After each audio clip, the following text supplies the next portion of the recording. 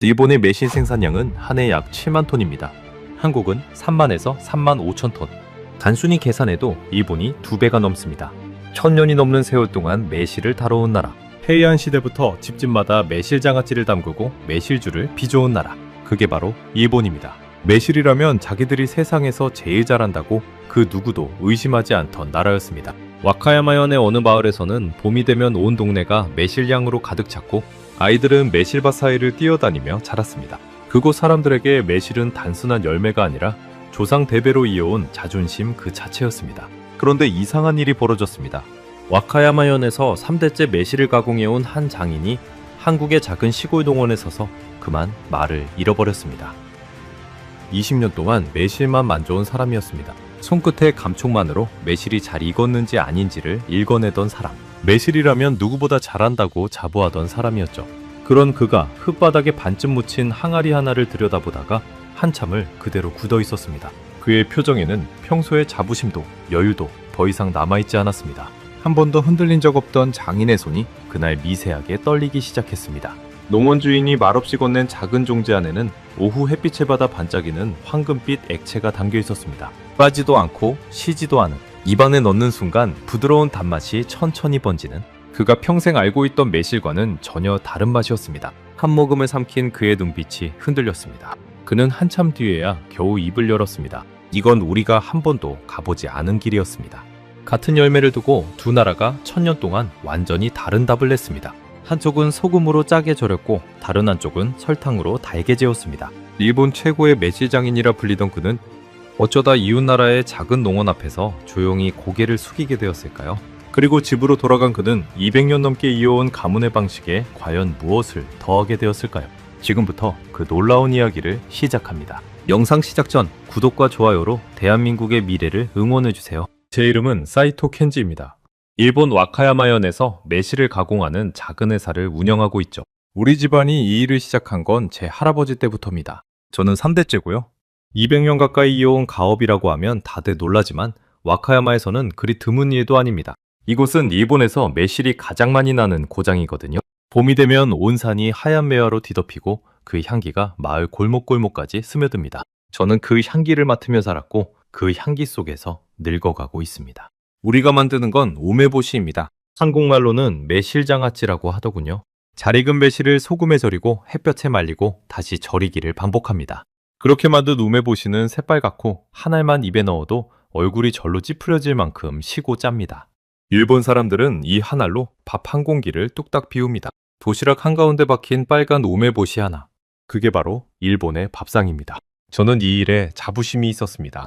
아니, 자부심이라는 말로는 부족합니다. 저에게 매실은 곧 제 인생이었으니까요. 새벽 5시면 일어나 소금 농도를 확인하고 손끝으로 매실의 단단함을 가늠하고 햇볕에 널어둔 매실이 골고루 마르도록 하루에도 몇 번씩 뒤집었습니다. 20년을 그렇게 살았습니다. 제 손등에는 소금에 절어 갈라진 흉터가 가득했고 손톱 밑은 매실물이 들어 늘 거뭇했습니다. 아내는 그런 제 손을 볼 때마다 안쓰러워했지만 저는 오히려 그 손이 자랑스러웠습니다. 이 손이야말로 200년 가업의 증거였으니까요. 새벽 공기 속에서 항아리 뚜껑을 열 때 훅 끼쳐오는 그 시큼한 냄새. 저는 그 냄새를 세상에서 가장 좋은 향수라고 농담처럼 말하곤 했습니다. 매실의 색깔만 봐도 며칠을 절였는지 알 수 있었고 냄새만 맡아도 그의 농사가 잘 됐는지 아닌지 알았습니다. 그런 저에게 한 가지 확신이 있었습니다. 매실은 일본이 세계에서 제일 잘한다는 확신이었죠. 실제로 그렇게 믿을 만한 근거도 있었습니다. 일본의 매실 생산량은 한 해 약 7만 톤에 달합니다. 한국은 3만에서 3만 5천 톤 정도라고 들었으니 우리가 2배가 넘는 셈이죠.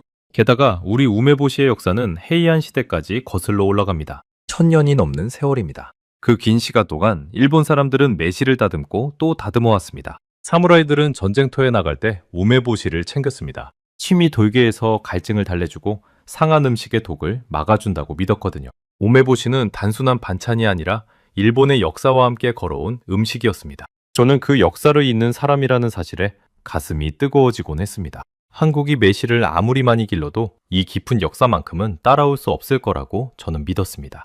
그래서였을까요? 저는 다른 나라의 매실에는 별 관심이 없었습니다. 특히 한국 매실에 대해서는 더더욱 그랬습니다. 언젠가 거래처 바이어인 미야자키가 저에게 한국 매실 이야기를 꺼낸 적이 있습니다. 미야자키는 저와 오래 거래해온 사람인데 발이 넓고 호기심이 많은 친구죠. 그날도 사무실에 들러 차를 마시다가 불쑥 이런 말을 했습니다. 켄지 씨, 요즘 한국에서 들여온 매실청이라는 게 있던데 한번 드셔보셨어요? 저는 피식 웃었습니다. 매실청이라는 말은 들어봤습니다. 매실을 설탕에 재워서 만든다는 그단 음료 말이죠. 매실을 설탕에 절인다고요? 그게 무슨 매실입니까? 그냥 설탕물에 매실 향만 입힌 거 아닙니까? 저는 정말 그렇게 생각했습니다. 매실은 시고 짠맛으로 먹는 겁니다. 그 강렬한 신맛이야말로 매실의 본질이라고 믿었거든요. 그런데 그걸 설탕에 재워서 달게 만든다니. 제 눈에는 그게 매실에 대한 모독처럼 느껴졌습니다. 매실의 영혼을 빼버리고 껍데기만 남긴 변형품. 딱 그 정도로 봤습니다. 미야자키는 제 반응에 어깨를 으쓱했습니다. 글쎄요, 저도 처음에 그렇게 생각했는데 막상 마셔보니까 또 다르더라고요. 한국 젊은 사람들은 그걸 물에 타서 음료수처럼 마신다던데요. 음료수요? 매실을요? 저는 헛웃음이 나왔습니다. 우메보시를 물에 타서 마신다는 건 저에게는 상상조차 안 되는 일이었습니다. 그 짜고 신 우메보시를 물에 타면 도대체 무슨 맛이 나겠습니까? 하지만 미야자키 말로는 한국 매실청은 애초에 짜지가 않다는 거였습니다. 소금이 아니라 설탕으로 만드니까요. 그 말을 듣고도 저는 도무지 그림이 그려지지 않았습니다. 매실에서 신맛을 빼면 뭐가 남는단 말입니까? 우메보시 한 알로 밥을 먹는 우리와 매실을 음료수로 마시는 사람들. 같은 열매를 두고 어쩜 그렇게 다를 수가 있나 싶었습니다. 하지만 그때까지만 해도 저는 그게 그저 한국 사람들의 별난 입맛 정도라고 여겼습니다. 진지하게 받아들일 가치도 없는 이야기였죠. 사실 저에게는 더 큰 고민거리가 있었습니다. 우리 회사가 점점 어려워지고 있었거든요. 일본 안에서도 우메보시를 찾는 사람이 해마다 줄고 있었습니다. 젊은 세대는 너무 시고 짠 우메보시를 부담스러워했습니다. 염분이 많아 건강에 안 좋다는 인식도 퍼졌고요. 우리 전통 우메보시의 염분 함량은 약 20%에 달합니다. 옛날 사람들은 이 짠맛으로 더운 여름을 버텼지만 요즘 사람들에게는 그저 짜제만한 옛날 음식일 뿐이었습니다. 도쿄에서 식료품 가게를 하는 친척은 저에게 전화를 걸어 한숨을 쉬었습니다. 진열대에 올려둔 우메보시가 한 달이 지나도 그대로 남아있다고요. 젊은 손님들은 우메보시 코너 앞을 그냥 지나친다고 했습니다. 그 말을 들을 때마다 제 가슴 한구석이 묵직하게 가라앉았습니다. 하지만 어쩌겠습니까? 저는 이 방식밖에 몰랐습니다. 다른 길이 있다는 생각조차 해본 적이 없었으니까요. 매출은 매년 조금씩 떨어졌습니다. 그래도 저는 고집을 부렸습니다.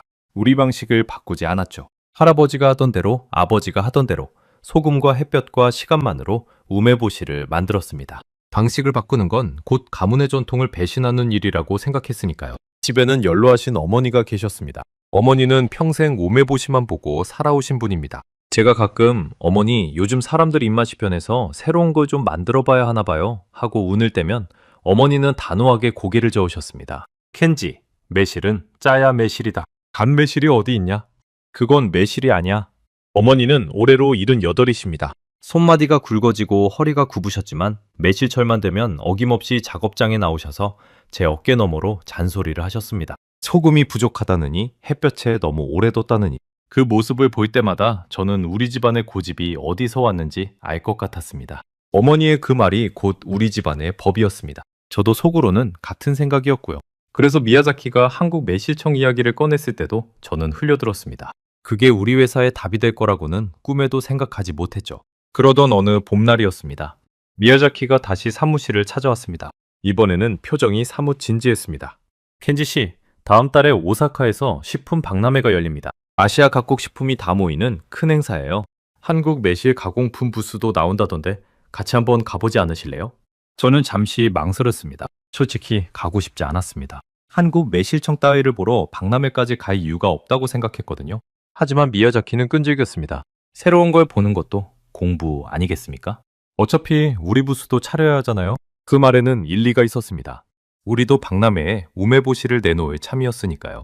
저는 마지못해 고개를 끄덕였습니다. 알겠습니다. 가긴 가죠. 하지만 별 기대는 안 합니다. 박람회까지는 정확히 3주가 남아 있었습니다. 그 3주 동안 저는 평소처럼 작업장에서 우메보시를 만들며 보냈습니다. 한국 부스에 대한 생각은 거의 하지 않았습니다. 그때 저는 정말로 아무런 기대가 없었습니다. 그저 우리 우메보시를 알리고 거래처 몇 군데나 더 뚫어볼 생각뿐이었죠. 한국 부스는 지나가는 길에 슬쩍 구경이나 할 작정이었습니다. 박람회를 며칠 앞둔 밤, 저는 작업장에 홀로 남아 햇볕에 말린 매실을 항아리에 차곡차곡 담고 있었습니다. 손에 밴 소금 냄새, 코끝을 찌르는 시큼한 향. 20년 동안 단 하루도 떠나지 않은 그 익숙한 감각 속에서 저는 묘한 불안을 느꼈습니다. 매출은 계속 떨어지는데 저는 아무것도 바꾸지 못하고 있었으니까요. 그래도 애써 마음에 다잡았습니다. 우리 방식이 옳다고 시간이 증명해 줄 거라고요. 항아리 뚜껑을 닫고 작업장 불을 끄려는데 창밖으로 보름달이 환하게 떠 있었습니다. 저는 잠시 그 달을 바라보며 돌아가신 아버지를 떠올렸습니다. 아버지도 이 자리에서 이 달을 보며 매실을 담그셨겠죠. 그 생각을 하니 마음이 조금 든든해졌습니다. 나는 틀리지 않았다고, 이 길이 옳다고 다시 한번 스스로를 다독였습니다. 그날 밤에 저는 정말 아무것도 몰랐습니다. 그 박람회에서 마주칠 작은 종지 하나가 200년을 이어온 제 신념을 송두리째 흔들어 놓을 줄은 말이죠. 오사카 식품 박람회는 도심 한복판의 거대한 전시장에서 열렸습니다. 출입구에 들어서자마자 수백 개의 부스가 끝도 없이 펼쳐져 있었습니다. 중국의 차, 태국의 향신료, 베트남의 쌀국수 재료까지 아시아 전역의 먹거리가 한자리에 모여 있었죠. 사람들의 발걸음 소리, 시식을 권하는 목소리, 음식 냄새가 한데 뒤섞여 전시장 전체가 시장통처럼 들썩였습니다. 천장에는 각 나라의 깃발이 걸려 있었고 안내방송이 끊임없이 흘러나왔습니다. 저는 이렇게 큰 박람회는 처음이었습니다. 와카야마의 작은 작업장에만 틀어박혀 살던 저에게 이 거대한 전시장은 다른 세상처럼 느껴졌습니다. 저는 미야자키와 함께 우리 우메보시 부스를 차렸습니다.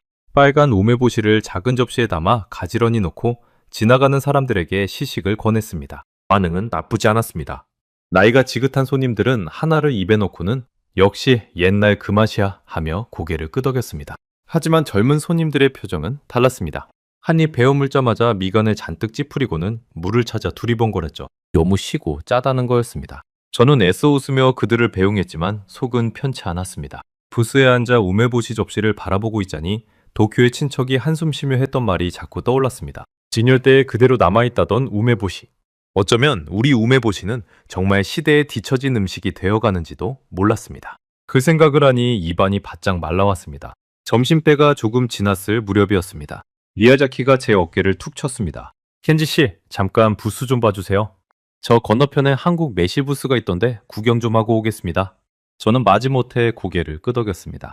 그런데 미야자키가 향한 쪽을 무심코 바라보다가 저도 모르게 자리에서 일어났습니다. 한국 부스 앞에 유독 사람이 많이 모여 있었거든요. 다른 부스보다 훨씬 북적였습니다. 도대체 뭘 하길래 저렇게 사람이 몰리나?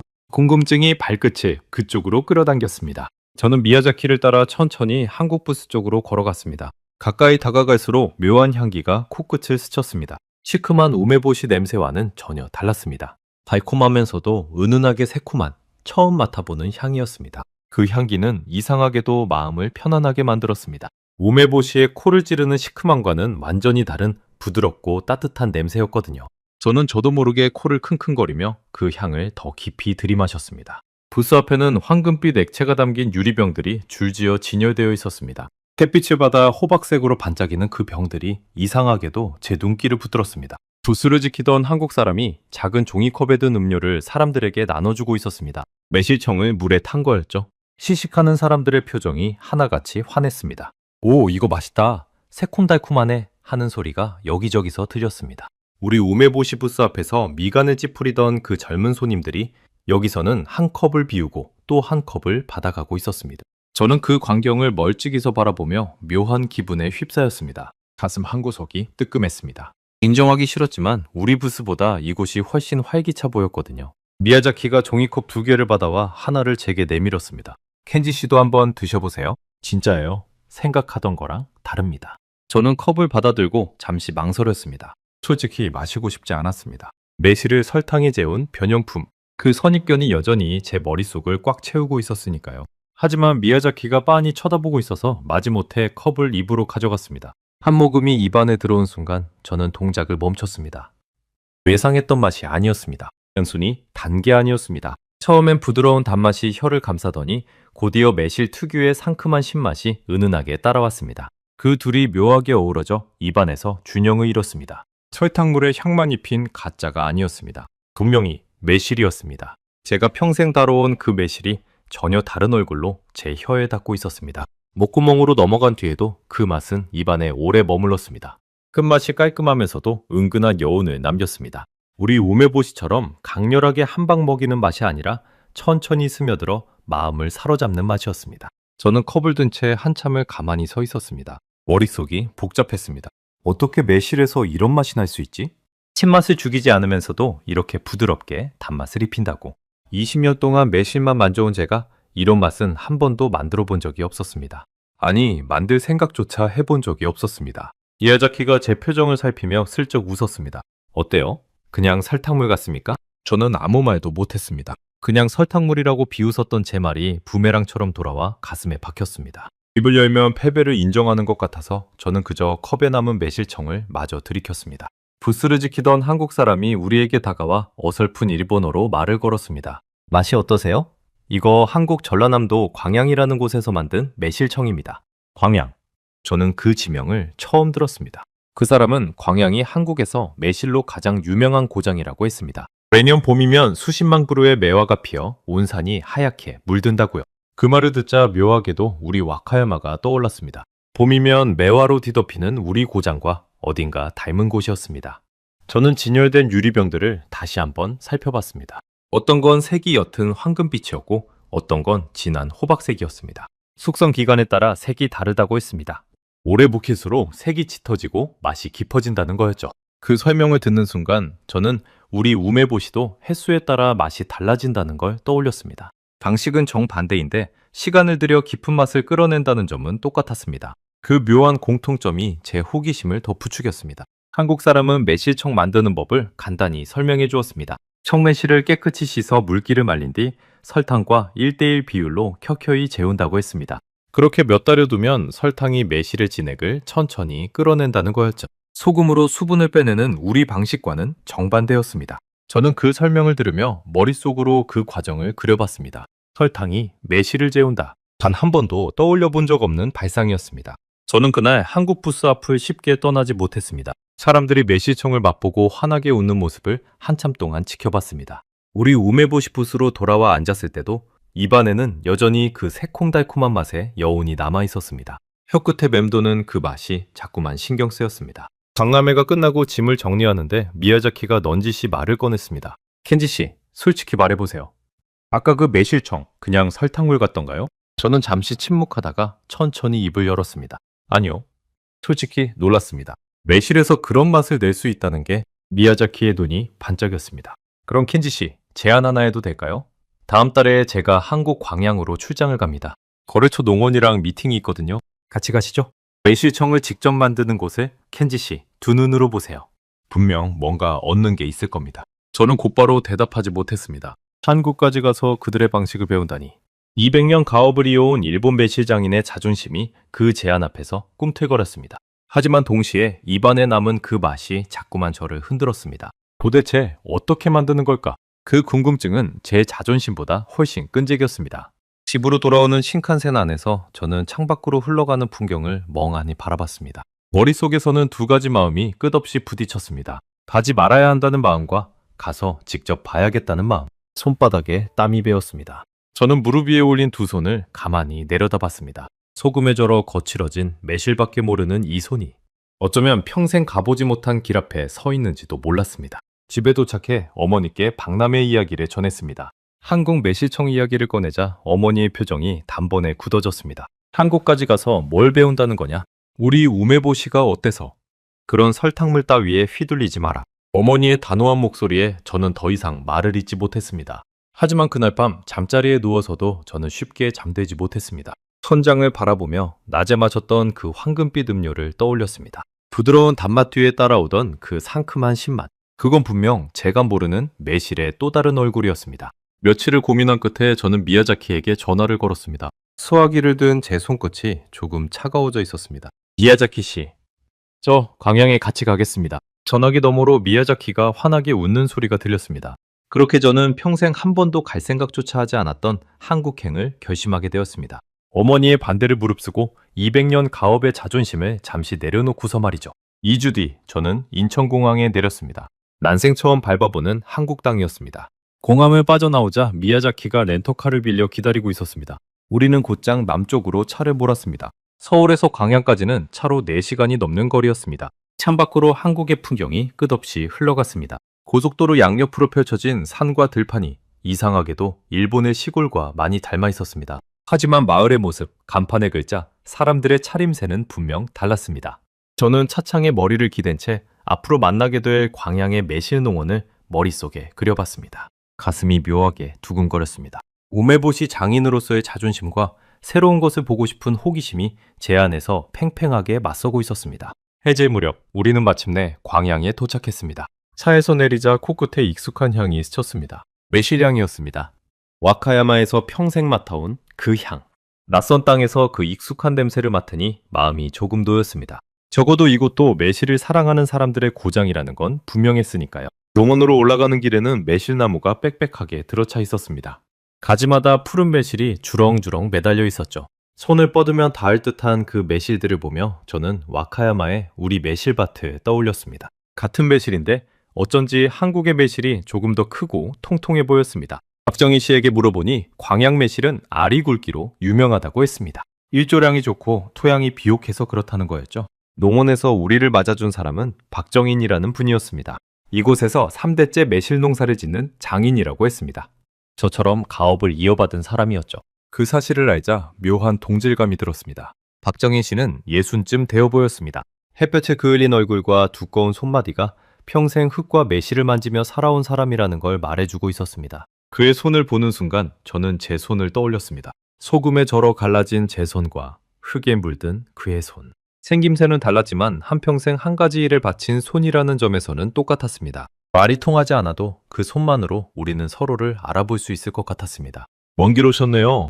일본에서 매실장인이 오신다기에 기다리고 있었습니다. 박정인 씨는 사람 좋은 웃음을 지으며 우리를 농원 안으로 안내했습니다. 어둑해진 매실밭 사이를 걸으며 그는 이 농원의 역사를 들려줬습니다. 할아버지 때부터 이 산자락에서 매실을 길러왔고 지금은 수만 그루의 매실나무가 있다고 했습니다. 봄이면 이 산 전체가 하얀 매화로 뒤덮인다는 말에 저는 와카야마의 봄을 떠올리며 고개를 끄덕였습니다. 다음날 아침 박정인 씨는 우리를 매실청 작업장으로 데려갔습니다. 그곳에서 저는 처음으로 한국식 매실청이 만들어지는 과정을 두 눈으로 보게 되었습니다. 작업장 안으로 들어선 순간 저는 걸음을 멈췄습니다. 거대한 항아리들이 끝도 없이 줄지어 있었거든요. 우리 작업장에도 항아리가 많지만 이 정도 규모는 아니었습니다.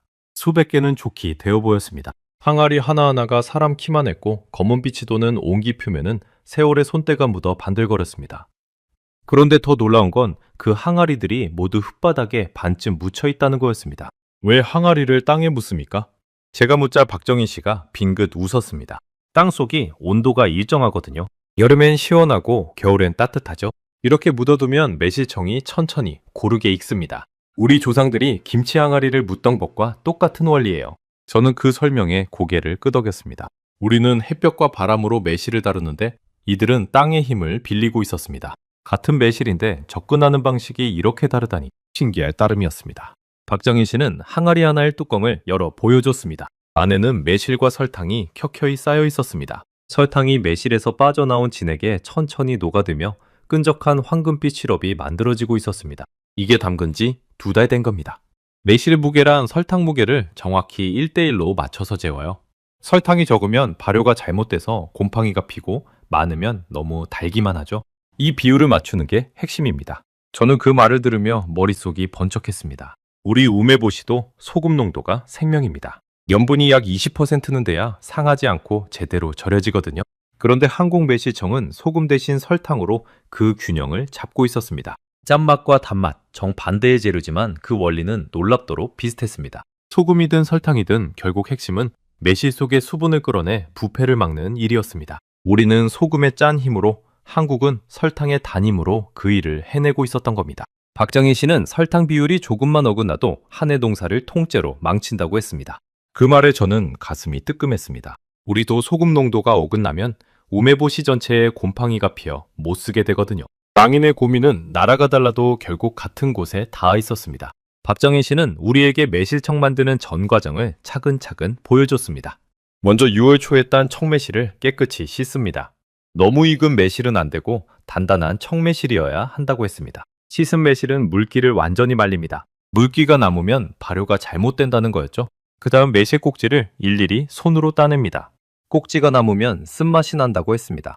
이쑤시개로 매실 하나하나의 꼭지를 파내는 작업은 수만 개의 매실을 다 처리하려면 며칠이 걸린다고 했습니다. 농원 일꾼들이 둘러앉아 이 작업을 하는 모습을 보니 우리 작업장에서 매실을 하나하나 골라내던 풍경과 똑같았습니다. 정성이라는 건 나라가 달라도 결국 같은 모양이었습니다. 저는 그 꼼꼼한 과정에 적잖이 놀랐습니다. 그냥 설탕에 대충 절이는 게 아니었습니다. 매실 하나하나를 정성껏 다루는 우리 우메보시 못지않은 손길이 들어가고 있었습니다. 제가 가졌던 편견이 조금씩 부끄러워지기 시작했습니다. 박정희 씨는 한국 매실 가공의 역사도 들려줬습니다. 한국에서 매실을 약과 음식으로 써온 건 삼국시대부터라고 했습니다. 1000년이 훨씬 넘는 세월입니다. 우리 우메보시가 해이한 시대부터 이어졌다면 한국 매실의 역사도 결코 짧지 않았습니다. 두 나라 모두 1000년 넘게 같은 열매를 다뤄왔지만 그 답은 이렇게 정반대로 갈렸던 겁니다. 박정희 씨는 옛 한의학 책에도 매실이 약재로 자주 등장한다고 했습니다. 소화를 돕고 기운을 북돋우는데 매실을 썼다는 거였죠. 일본에서 사무라이들이 우메보시로 갈증을 달랬다면 한국에서는 매실을 약처럼 귀하게 여겼던 셈입니다. 같은 열매를 두고 두 나라가 쌓아올린 시간이 제 머릿속에서 두 줄기 강물처럼 나란히 흘렀습니다. 일본은 매실을 짜게 절여서 보존식으로 만들었죠. 우리는 달게 재워서 청으로 만들었고요. 같은 매실인데 참 다르지 않습니까? 박정희 씨의 그 말에 저는 가만히 고개를 끄덕일 수밖에 없었습니다. 정말 그랬습니다. 일본의 매실 생산량이 한 해 7만 톤, 한국이 3만에서 3만 5천 톤. 생산량은 우리가 2배 많지만 그 매실로 무엇을 만드느냐는 완전히 달랐습니다. 우리는 그 매실 대부분을 짠 우메보시로 만들었고 한국은 단 매실청과 매실주로 풀어냈습니다. 작업장을 둘러보던 저는 한쪽 구석에 놓인 오래된 항아리 하나에 눈길이 갔습니다. 다른 항아리보다 훨씬 색이 짙고 낡아 보였습니다. 저 항아리는 뭡니까? 아, 저건 10년 묵은 매실청입니다. 오래 묵힐수록 색이 짙어지고 맛이 깊어지죠. 약으로도 쓰고 귀한 손님 오면 조금씩 내놓습니다. 박정희 씨는 그 10년 묵은 매실청을 작은 잔에 따라 제게 건넸습니다. 한 모금을 머금은 순간 저는 숨을 멈췄습니다. 박람회에서 마셨던 것과는 차원이 달랐습니다. 단맛은 한결 부드러워졌고 깊고 진한 풍미가 입안 가득 퍼졌습니다.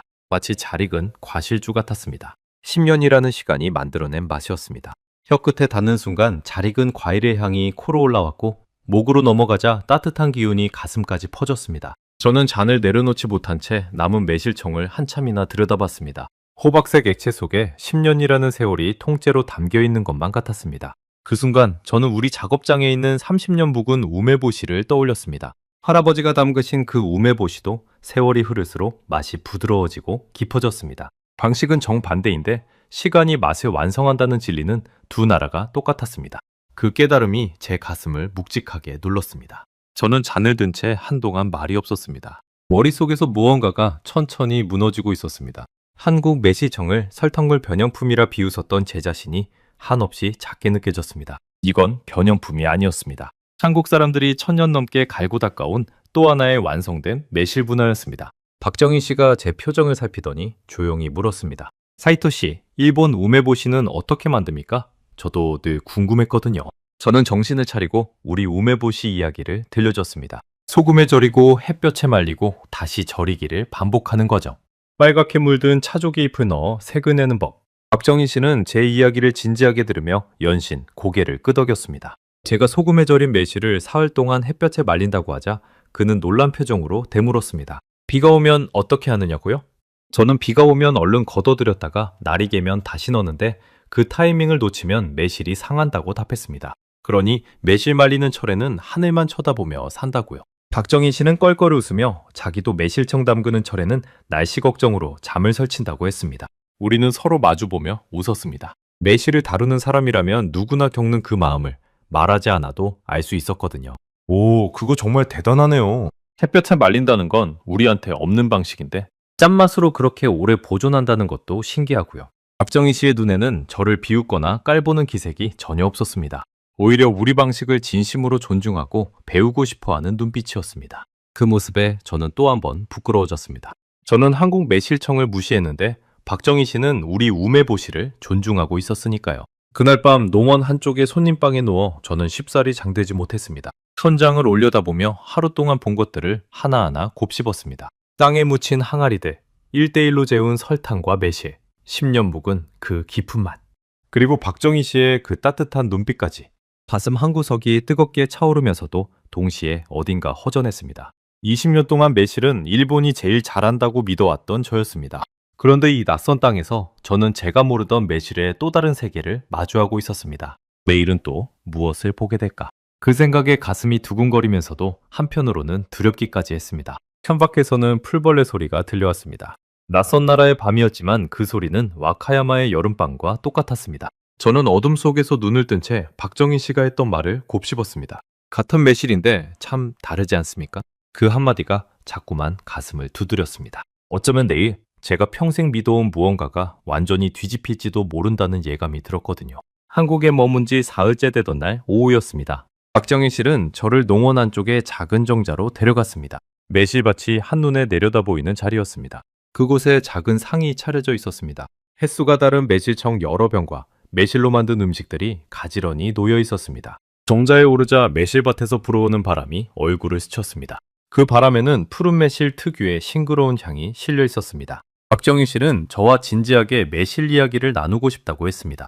사흘 동안 작업장을 둘러보며 쌓인 궁금증을 이 자리에서 마음껏 풀어보자는 거였죠. 저는 고개를 끄덕였습니다. 사실 저도 묻고 싶은 게 산더미처럼 쌓여 있었거든요. 우리는 마주 앉았습니다. 미야자키가 중간에서 통역을 도왔습니다. 박정희 씨는 먼저 1년 묵은 매실청, 3년 묵은 것, 그리고 어제 맛본 10년 묵은 것을 차례로 따라줬습니다. 한 잔씩 맛볼 때마다 색이 짙어지고 맛이 깊어졌습니다. 시간이 빚어낸 그 변화가 손에 잡힐 듯 또렷했습니다. 1년 된 청을 마실 때는 입안에 봄날의 새콤함이 번졌고 3년 된 청은 한층 부드러운 단맛이 혀를 감쌌습니다. 그리고 10년 된 청을 머금자 깊은 산속 옹달샘처럼 진하고 묵직한 맛이 목을 타고 내려갔습니다. 같은 항아리에서 시작된 매실청이 세월에 따라 이토록 다른 표정을 짓는다는 게 신비로웠습니다. 사이토 씨, 저는 평생 이 질문을 품고 살았습니다. 왜 우리 조상들은 매실을 달게 재웠을까? 일본은 짜게 절였는데 말이죠. 박정희 씨의 그 말에 저도 모르게 자세를 고쳐 앉았습니다. 사실 저 역시 사흘 내내 같은 질문에 사로잡혀 있었거든요. 박정희 씨는 천천히 이야기를 풀어냈습니다. 한국은 예부터 매실을 약으로 여겼다고 했습니다. 배탈이 나면 매실청을 물에 타 마시고 입맛이 없을 때도 매실을 찾았다는 거였죠. 그러다 보니 자연스럽게 오래 두고 먹을 방법을 고민했고 설탕에 재워 진액을 뽑아내는 방식에 이르렀다고 했습니다. 짠! 보존식이 아니라 단음료이자 약으로 발전한 겁니다. 박정희 씨는 어릴 적 이야기를 들려줬습니다. 배가 아프면 할머니가 매실청 한 숟갈을 따뜻한 물에 타서 먹였다고요. 그러면 신기하게도 속이 가라앉았다는 겁니다. 그렇게 한국 사람들에게 매실청은 집집마다 상비약이자 음료였습니다. 명절이면 손님에게 매실 차려내고 여름이면 시원한 물에 타 더위를 식혔다고 했습니다. 저는 그 풍경을 머릿속에 그려봤습니다.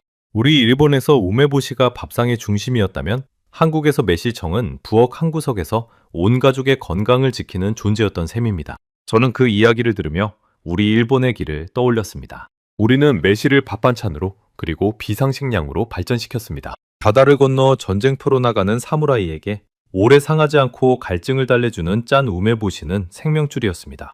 그래서 우리는 소금의 길로 갔던 겁니다. 일본은 섬나라입니다. 바다로 둘러싸여 소금을 구하기 쉬웠죠.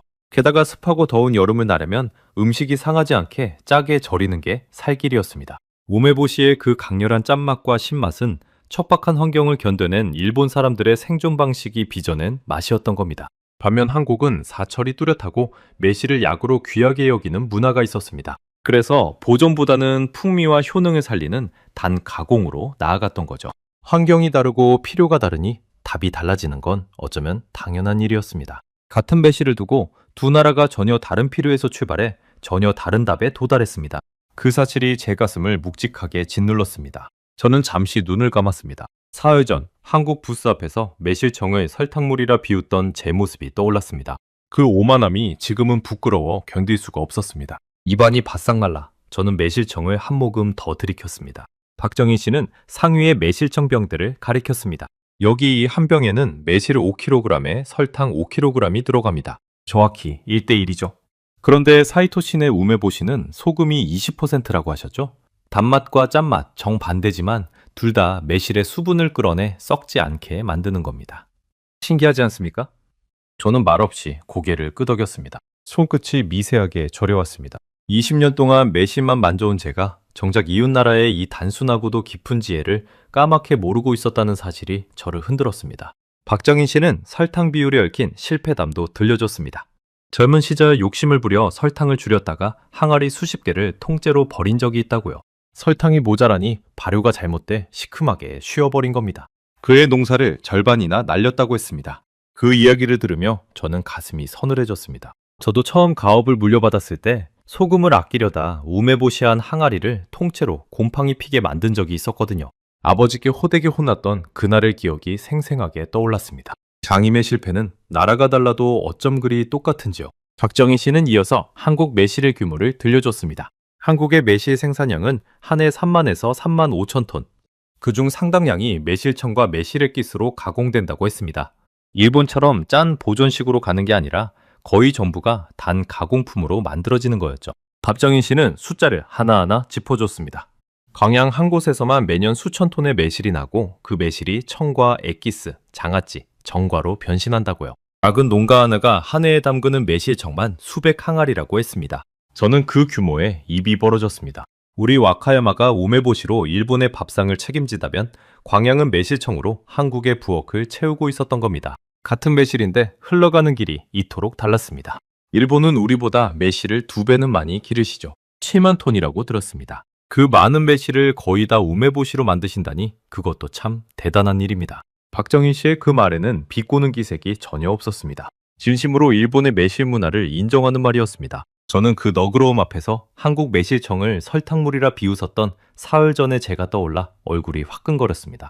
그때 박정희 씨가 작은 접시 하나를 제 앞으로 밀었습니다. 매실청에 졸인 매실 과육이 담겨 있었습니다. 이건 매실청 만들고 남은 매실로 만든 정과입니다. 버리는 게 하나도 없어요. 지맥은 청으로, 과육은 정과로, 씨는 베개 속에 넣죠. 저는 정과 하나를 입에 넣었습니다. 쫀득하고 새콤달콤한 맛이 입안을 가득 채웠습니다. 그 순간 저는 우리 우메보시도 버리는 게 없다는 걸 떠올렸습니다. 그리고 남은 매실 식초, 빨간 차조기 잎까지 전부 쓰니까요. 매실 하나도 허투루 버리지 않는 그 마음이 두 나라 장인의 손끝에 똑같이 흐르고 있었습니다. 박정희 씨는 매실의 또 다른 쓰임도 보여줬습니다. 매실청을 고기 양념에 넣으면 누린내를 잡고 고기가 부드러워진다고 했습니다. 김치를 담글 때도 한 숟갈 넣으면 감칠맛이 산다고요? 매실청 하나가 음료를 넘어 한국 밥상 곳곳에 스며들어 있었던 겁니다. 저는 우리 우메보시를 떠올렸습니다.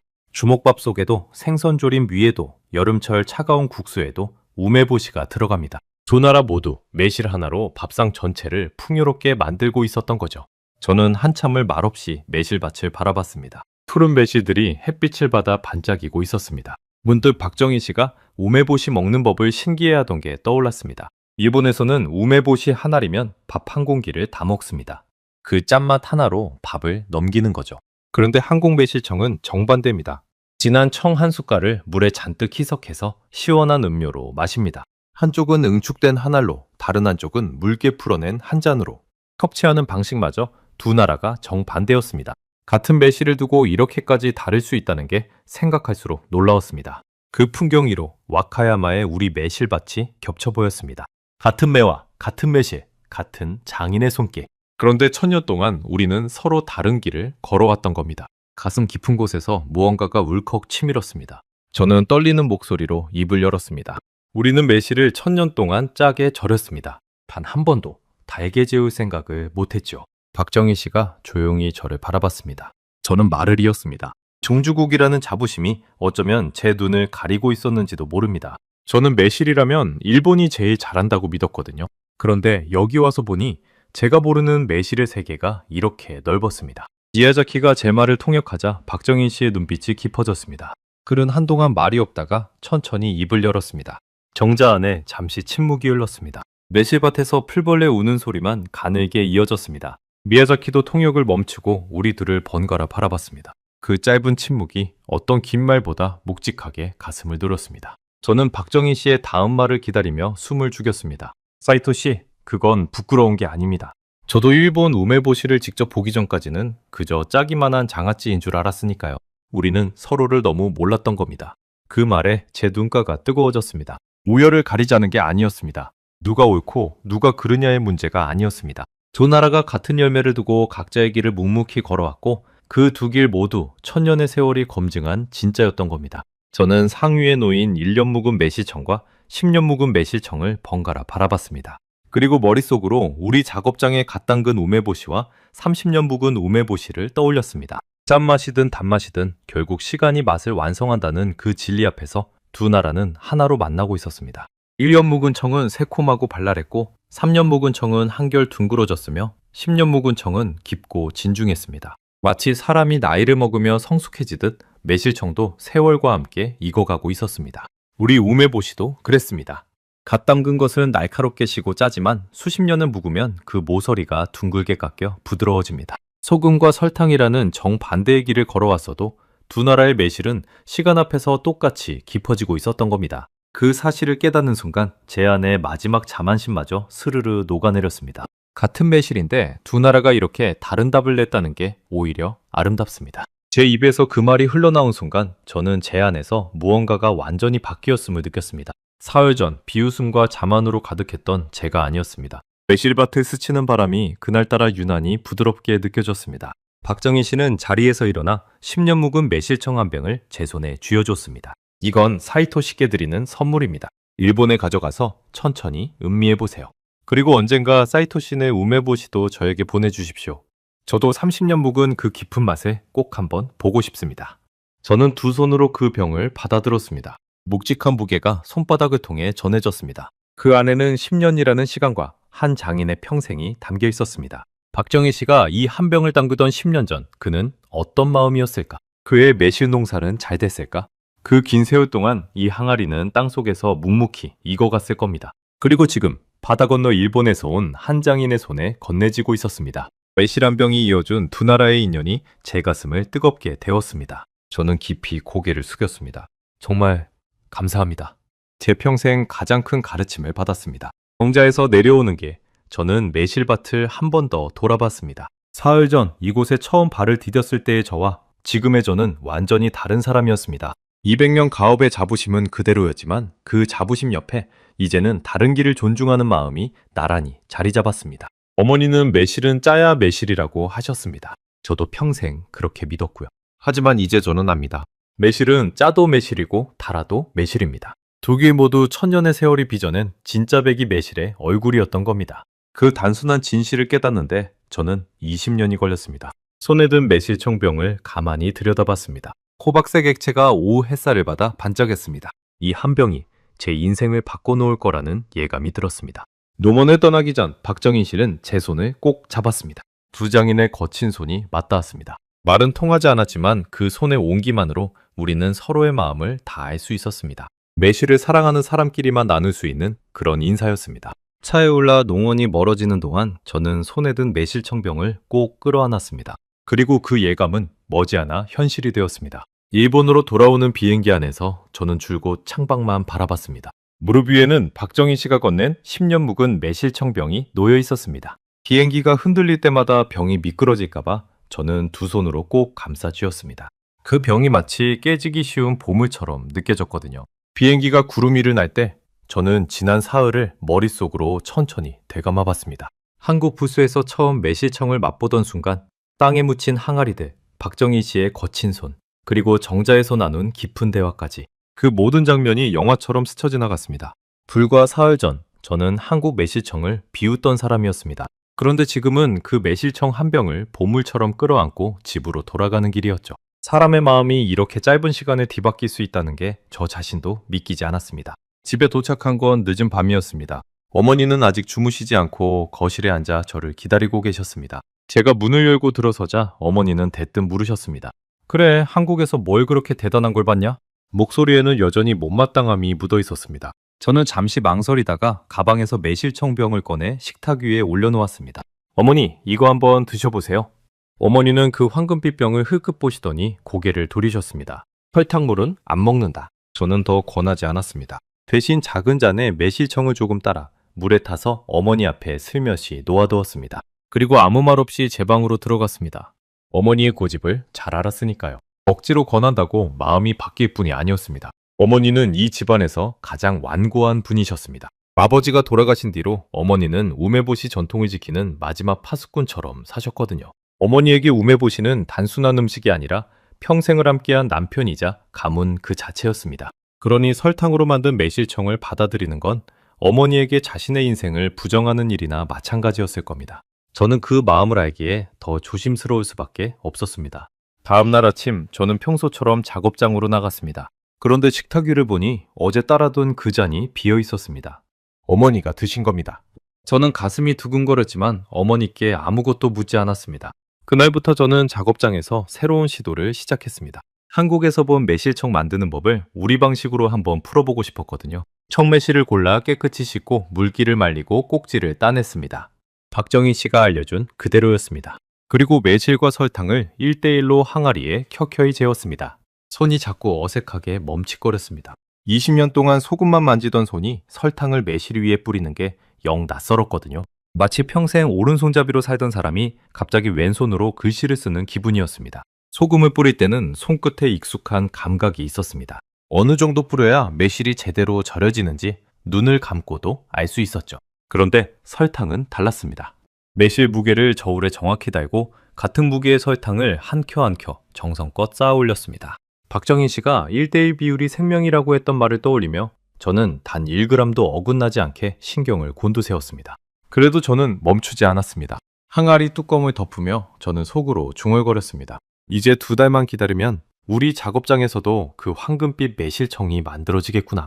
하지만 그 2달은 결코 평탄하지 않았습니다. 문제는 어머니였습니다. 제가 설탕으로 매실을 재우는 걸 보신 어머니는 작업장 문 앞에서 한참을 서 계시다가 결국 화를 내셨습니다. 켄지, 우리 집안이 200년 동안 지켜온 게 뭐냐?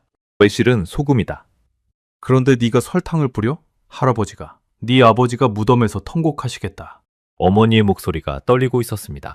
저는 그 떨림 속에서 단순한 고집이 아니라 깊은 두려움을 읽었습니다. 평생 지켜온 것이 무너질지도 모른다는 두려운 말입니다. 저는 어머니께 다가가 조용히 말씀드렸습니다. 어머니, 우리 우메보시를 버리는 게 아니에요. 우메보시는 우메보시대로 계속 만들 거예요. 다만 매실로 할 수 있는 게 하나 더 있다는 걸 저는 한국에서 배웠을 뿐이에요. 어머니는 아무 대답도 하지 않으셨습니다. 그저 입술을 꾹 다문 채 돌아서서 집 안으로 들어가셨습니다. 그날 저녁 어머니는 저와 한마디도 나누지 않으셨습니다. 식탁에는 무거운 침묵만 흘렀습니다. 저는 밥을 넘기면서도 자꾸 목이 메었습니다. 어머니와 이렇게 오래 냉랭하게 지낸 적은 처음이었습니다. 어릴 적 제가 가업을 잊기 싫다고 투정 부렸을 때도 어머니는 이렇게까지 마음을 닫지는 않으셨거든요. 매실청 하나가 우리 보자 사이에 이렇게 깊은 골을 만들 줄은 몰랐습니다. 밤마다 저는 잠을 설쳤습니다. 천장을 바라보며 자문했습니다. 내가 지금 옳은 일을 하고 있는 걸까? 어머니 마음을 이렇게까지 아프게 하면서 새로운 길을 가는 게 정말 맞는 걸까? 며칠이 지나도 어머니의 마음은 풀리지 않았습니다. 작업장에서 매실청 항아리를 들여다볼 때면 저는 등 뒤에서 어머니의 따가운 시선이 느껴졌습니다. 그 시선이 어찌나 무거운지 어깨가 다 뻐근할 지경이었습니다. 이렇게까지 하면서 새로운 걸 만들어야 하나? 그냥 하던 대로 우메보시만 만들면 마음 편할 텐데. 그런 생각이 하루에도 몇 번씩 머릿속을 스쳤습니다. 그러던 어느 날 저는 작업장 한쪽에 놓인 박정희 씨의 매실청병을 물끄러미 바라봤습니다. 그리고 그가 했던 말을 떠올렸습니다. 우리는 서로를 너무 몰랐던 겁니다. 그 한마디가 흔들리던 제 마음을 다시 단단하게 붙잡아 주었습니다. 그래, 모르는 건 죄가 아니다. 알고도 외면하는 게 죄지. 저는 다시 마음을 다잡았습니다. 저는 우메보시를 버릴 생각이 전혀 없었습니다. 200년 가업은 앞으로도 제 손으로 지켜갈 겁니다. 다만 그 자부심 위에 새로 배운 길 하나를 더하고 싶었을 뿐이었죠. 우메보시 하나만 고집하다 가게가 문을 닫으면 그게 오히려 가문을 망치는 일 아니겠습니까? 젊은 손님들이 다시 우리 작업장을 찾게 만드는 것, 그게 진짜 전통을 지키는 길이라고 저는 믿었습니다. 그 믿음이 흔들리던 마음을 단단히 붙들어 주었습니다. 2달이 지났습니다. 드디어 항아리를 열어볼 날이 왔습니다. 떨리는 손으로 뚜껑을 들어 올렸습니다. 항아리 안에서는 설탕이 매실에 진하게 녹아들며 끈적한 황금빛 시럽이 만들어져 있었습니다. 코끝으로 달콤하고 상큼한 향이 훅 끼쳐왔습니다. 광양에서 맡았던 바로 그 향이었습니다. 저는 작은 숟갈로 매실청을 떠서 맛을 봤습니다. 그 순간 가슴이 벅차올랐습니다. 완벽하진 않았습니다. 박정희 씨의 10년 묵은 깊은 맛에는 한참 못 미쳤죠. 하지만 분명히 제 손으로 만든 매실청이었습니다. 일본 와카야마의 작업장에서 200년 우메보시 가문의 3대째가 만든 첫 매실청. 단맛 뒤에 따라오는 매실 특유의 상큼한 신맛, 그리고 은은하게 감도는 깊은 향. 비록 서툴렀지만 제 손끝에서 두 나라의 매실 문화가 처음으로 손을 맞잡고 있었습니다. 저는 그 맛에서 한국과 일본 두 나라의 매실이 만나는 어떤 지점을 느꼈습니다. 눈시울이 뜨거워졌습니다. 20년 동안 소금만 알던 제 손이 마침내 설탕의 길도 알게 된 순간이었으니까요. 그때 인기척이 느껴졌습니다. 돌아보니 어머니가 작업장 입구에 서 계셨습니다. 언제부터 거기 계셨는지 몰랐습니다. 저는 잠시 굳었지만 곧 용기를 내어 매실청 한 숟갈을 떠서 어머니께 내밀었습니다. 어머니, 제가 처음 만든 거예요. 한 번만 맛봐주세요.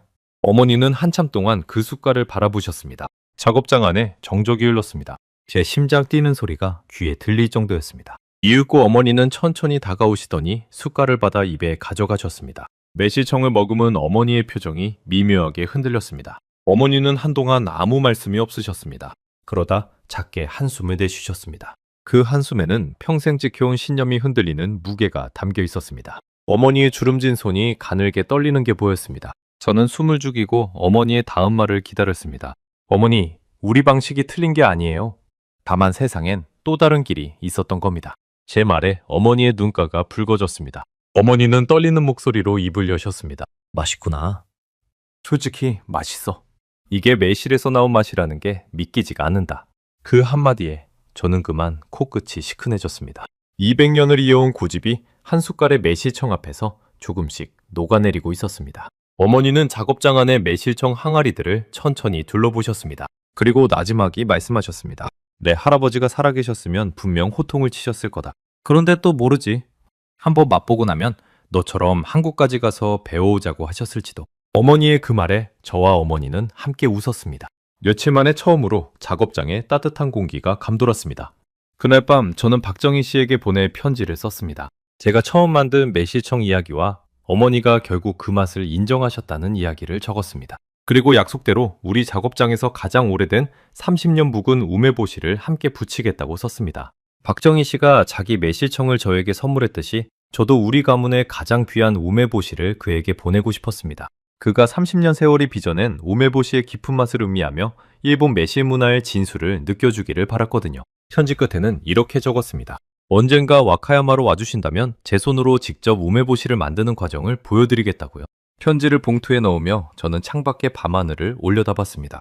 와카야마의 밤하늘과 광양의 밤하늘은 분명 같은 하늘로 이어져 있을 겁니다. 그 하늘 아래에서 두 장인이 같은 매실을 두고 서로 다른 길을 걸어왔습니다. 그리고 이제 그 두 길이 처음으로 만나고 있었습니다. 저는 봉투를 가만히 가슴에 품었습니다. 가슴 깊은 곳이 잔잔하게 데워졌습니다. 그로부터 1년이 지났습니다. 와카야마에 다시 봄이 찾아왔습니다.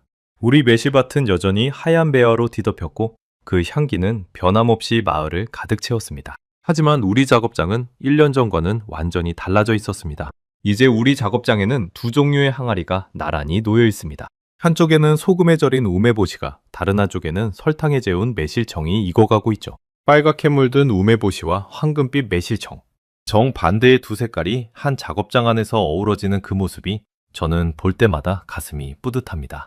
작업장 입구에는 작은 나무 간판을 새로 걸었습니다. 우메보시와 매실청 두 가지를 함께 만든다는 뜻을 담았죠. 처음 그 간판을 걸던 날 저는 한참을 올려다보며 마음이 벅찼습니다. 200년 동안 우메보시만 만들어 온 우리 작업장이 이제 한 걸음 더 넓은 세상으로 나아간 증표 같았거든요. 매실청을 만들기 시작한 뒤로 우리 가게에는 놀라운 변화가 생겼습니다. 발길을 끊었던 젊은 손님들이 다시 찾아오기 시작한 겁니다. 처음에는 매실청을 사러 왔다가 우메보시도 한 봉지씩 사가는 손님이 늘었습니다. 우메보시는 부모님들이고 매실청은 자기가 마신다는 거였죠. 떨어지기만 하던 매출이 1년 만에 처음으로 고개를 들었습니다. 도쿄에서 식료품 가게를 하는 친척에게서도 반가운 전화가 왔습니다. 진열대에 올려둔 우리 매실청이 며칠 만에 다 팔렸다는 거였습니다. 젊은 손님들이 매실청을 사면서 우메보시도 궁금해한다고 한 봉지씩 곁들여 팔린다고 했습니다. 한숨만 쉬던 친척의 목소리가 그날은 어찌나 밝던지요. 저는 전화를 끊고 한참을 멍하니 서 있었습니다. 매실청 하나가 이렇게 우리 우메보시까지 다시 살려내 줄은 정말 몰랐으니까요. 가장 크게 변한 건 어머니였습니다. 처음엔 그렇게 반대하시더니 이제는 누구보다 열심히 매실청 만드는 일을 거두십니다. 얼마 전에는 설탕 비율을 조금 바꿔보면 어떻겠냐고 먼저 제안까지 하셨죠. 평생 소금만 고집하던 어머니의 입에서 그런 말이 나왔을 때 저는 속으로 얼마나 놀랐는지 모릅니다. 어머니는 동네 부인들에게도 매실청을 자랑하셨습니다. 우리 켄지가 한국까지 가서 배워온 거라고, 한번 맛보면 깜짝 놀랄 거라고요. 한국 매실청을 설탕물이라 비웃던 그 어머니가 말이죠. 사람의 마음이 이렇게 바뀐다는 게 저는 지금도 신기하기만 합니다. 어쩌면 어머니도 저처럼 평생 한 가지만 옳다고 믿어온 그 마음의 벽을 허물고 싶으셨는지도 모릅니다. 며칠 전에는 한국에서 소포가 도착했습니다. 박정희 씨가 보낸 거였습니다. 상자를 열어보니 그가 새로 담근 매실청 한 병과 함께 편지가 들어있었습니다. 편지에는 제가 보낸 30년 묵은 우메보시를 잘 받았다는 인사와 함께 놀라운 소식이 적혀 있었습니다. 박정희 씨가 우리 우메보시에서 영감을 받아 매실을 햇볕에 말리는 새로운 방식을 시도하고 있다는 거였습니다. 저는 그 편지를 읽으며 한참을 웃었습니다. 제가 한국에서 매실청을 배워왔듯이 박정희 씨는 일본에서 우메보시를 배워가고 있었던 겁니다. 두 장인이, 두 나라가 서로의 길을 주고받으며 함께 나아가고 있었습니다. 이보다 더 멋진 일이 어디 있겠습니까? 편지에는 사진도 한 장 들어 있었습니다. 박정희 씨가 농원마당에 매실을 널어 햇볕에 말리는 모습이었습니다. 우리 일본식 방법을 그대로 따라한 거였죠. 그 사진을 보는데 가슴 한쪽이 따뜻하게 차올랐습니다. 바다 건너 멀리 떨어진 두 작업장이 보이지 않는 실로 이어져 있는 것만 같았습니다. 저는 그 사진을 작업장 벽에 붙여두었습니다. 매실을 만들다 지칠 때면 그 사진을 보며 다시 힘을 냅니다. 지난 1년을 돌아보면 모든 것의 시작은 그 작은 종이컵 한 잔이었습니다. 오사카 박람회에서 마지못해 받아들었던 매실청 한 모금. 그 한 모금이 없었다면 저는 지금도 작업장에 틀어박혀 떨어지는 매출만 바라보고 있었을 겁니다. 한국 매실청을 설탕물이라 비웃으면서 말이죠. 가끔 생각합니다.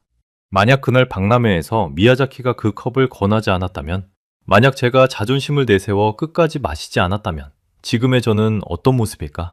아마 여전히 우메보시만 고집하다 시대에 뒤처진 채 작업장 문을 닫았을지도 모릅니다. 작은 호기심 하나, 작은 용기 하나가 사람의 인생을 이렇게 바꿔놓는다는 게 새삼 놀랍습니다. 저는 이제 압니다. 진짜 자부심이란 남을 깔보는 데서 나오는 게 아니라는 거요. 자기 것을 지키면서도 남의 것을 존중할 줄 아는 마음. 그게 진짜 자부심입니다. 200년 우메보시 가문의 후계자로서 저는 우리 전통을 끝까지 지킬 겁니다. 동시에 이웃나라가 천년 동안 갈고 닦은 그 지혜 앞에서 기꺼이 고개를 숙일 줄도 압니다. 우메보시와 매실청은 경쟁 상대가 아니었습니다. 같은 매실에서 갈라져 나온 형제 같은 존재였죠. 한쪽이 빛난다고 다른 쪽이 어두워지는 게 아니라 둘이 함께 있어 더욱 빛나는 그런 사이였습니다. 그 사실을 깨닫기까지 저는 참 먼 길을 돌아왔습니다. 같은 매실을 두고 일본은 소금의 길을, 한국은 설탕의 길을 걸었습니다. 한 해 7만 톤을 길러 짠 우메보시로 밥상을 지킨 일본과 3만 톤 남짓을 길러 단 매실청으로 부엌을 채운 한국. 어느 쪽이 더 낫다고 말할 수 없습니다. 일본은 매실 하나를 짜게 절여 밥 한 고기를 먹게 했고, 한국은 매실 한 숟갈을 물에 풀어 시원한 한 잔을 만들었습니다. 응축된 한 알과 묽게 풀어낸 한 잔. 섭취하는 방식마저 정반대였지만 그 안에 담긴 정성과 지혜만큼은 똑같았습니다. 두 길 모두 천년의 세월이 빚어낸 진짜였으니까요. 저는 이제 그 두 길을 모두 제 손에 쥐게 되었습니다. 이보다 더 큰 행운이 어디 있을까요? 오늘도 저는 작업장에서 두 가지 매실을 만듭니다. 한 손에는 소금을, 다른 한 손에는 설탕을 들고서 말이죠. 그리고 매년 봄, 매화가 피면 저는 바다 건너 광양의 박정희 씨를 떠올립니다. 같은 하늘 아래 같은 매화를 보며 서로 다른 길을 묵묵히 걸어가는 또 한 사람의 장인을요. 종주국이라는 자만에 갇혀있던 제 눈을 뜨게 해준 것은 다름 아닌 한국의 작은 농원이었습니다. 그곳에서 저는 매실의 또 다른 세계를, 그리고 다름을 존중하는 법을 배웠습니다. 그 배움이 우리 가게를 살렸고 무엇보다 제 마음을 한 뼘 더 넓혀주었습니다. 다음 달 저는 다시 한국 광양으로 갈 계획입니다. 이번에는 배우러 가는 게 아니라 친구를 만나러 가는 거죠. 박정희 씨와 마주 앉아 그가 새로 시도한 햇볕 말린 매실과 제가 담근 매실청을 나란히 놓고 맛보고 싶습니다. 두 나라 장인이 서로의 길을 주고받으며 함께 웃을 그날을 생각하면 벌써부터 마음이 설렙니다. 매실이 이어준 이 인연이 앞으로도 오래오래 이어지기를 저는 진심으로 바랍니다. 저는 다음 시간에도 전 세계를 놀라게 할 대한민국의 이야기로 다시 찾아뵙겠습니다. 감사합니다.